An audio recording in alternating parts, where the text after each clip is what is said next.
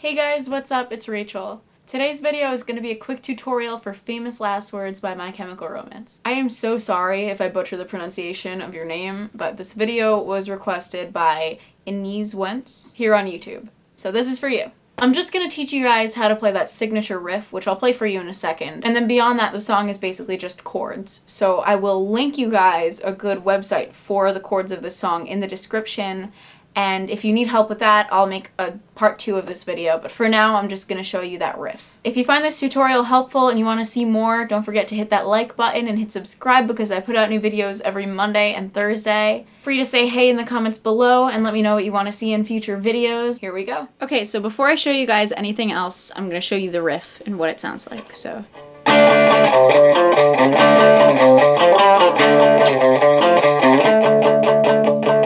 before you even click on the link in the description to chords, something that you need to know is how to make a power chord, or a 5 chord, as it's called a lot. Like you'll see something like G5, A5, whatever.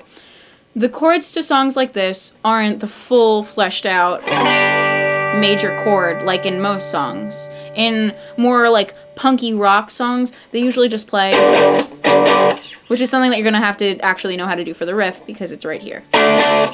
So you're only going to let 3 strings ring out when you play these chords. You're going to let the bass note ring out, which if you don't know where the bass note is for these chords, you should probably look more into beginner guitar tutorials, like, you know, what the fretboard even is, which if you guys want me to post one of those, I totally can.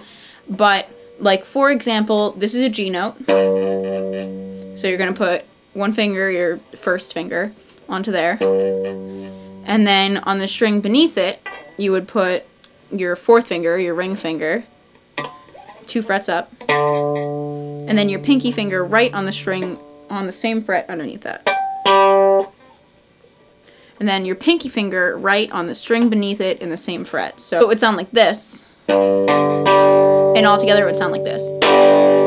You're not playing any of these lower strings, just those top 3. And if it was a note on the A string, you would just have to mute that top string using your middle finger. Which again, if you guys need me to go into this more, I totally will in future videos. Just let me know. So those are your power chords. So the riff itself starts with a D power chord, which it's a D power chord because this note right here is a D note. So all I have to do is hit that 3 times.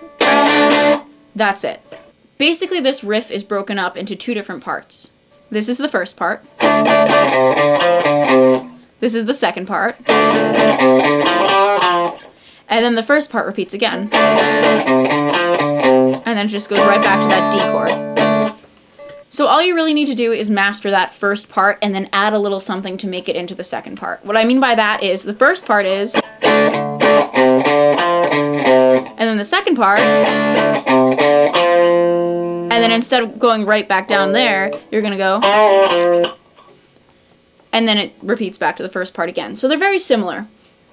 So the way to play that first part, again, you're going to start with the D chord, and then you're going to go down to the 3rd fret on the A string and play that with that first finger. Go up 2 frets with your ring finger. So, and then you're going to go down to the D string, the string below the A string on the 3rd fret with that first finger. So far all you're doing is,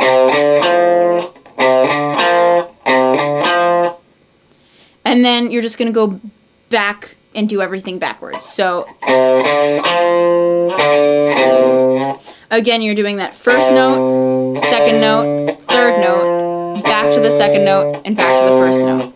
I'll show you guys really slow what that looks like all together.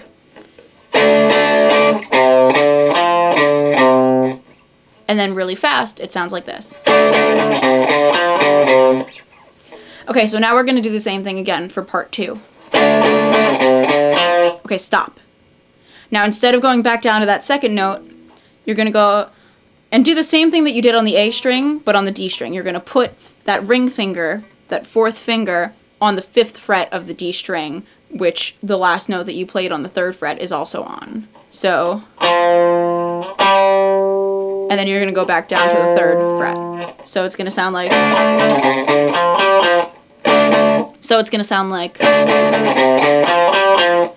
Now you probably noticed that something is missing from that, a little oomph or something, and that's because that note that we just added, that G note, which is the 5th fret of the D string, that 3rd string down, needs to be bent. Now how you do that is you kind of get all your fingers together so that you have the strength to like control the string. And while you're playing the note, while it's ringing out, you're only going to pick it once. You're going to play the note and just bounce it up high enough that it gets to a pitch that sounds like... It would be like if you played this 7th fret note. But instead of moving, you're just pulling the string up to play it there. Really fast. So just try that for a second. Okay, so once you've mastered that, again, you're going 1st note, 2nd note, 3rd note, going up to this new note and bending it, and then going back down to that 3rd note. So, let's try that all together. The part 1 is D chord, 1st note, 2nd note, 3rd note, 2nd note, 1st note. D chord, 1st note, 2nd note, 3rd note, bent 4th note, 3rd note. D chord, 1st note, 2nd note, 3rd note, 2nd note, 1st note, and then D chord. So all together you have...